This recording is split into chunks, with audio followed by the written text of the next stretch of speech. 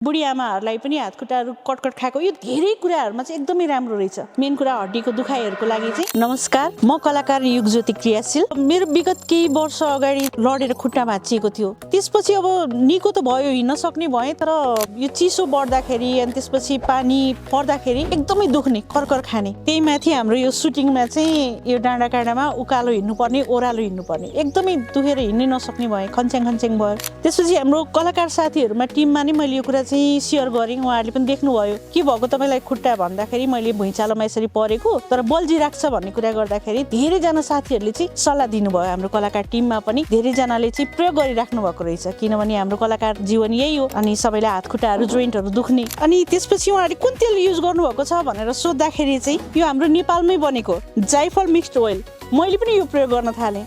यो प्रयोग गर्न थालिसकेपछि चाहिँ अहिले चाहिँ मलाई एकदमै रिलिफ फिल भएको छ। कहीँ पनि त्यसरी दुख्न थाल्यो अथवा लडेर पनि चोटपटक लाग्यो भने चाहिँ घरमा पनि मैले चाहिँ यही तेल प्रयोग गरेको छु। तपाईँहरूलाई पनि सल्लाह दिन्छु। धेरैजना हाम्रो घरमा बुढी आमाहरू हुनुहुन्छ अनि हाम्रै नानी बाबुहरू पनि लडिरहेको हुन्छ, कति कारणहरूले जोइन्ट पेन भइरहेको हुन्छ, त्यसलाई पनि यसले चाहिँ एकदमै रिलिफ दिँदो रहेछ।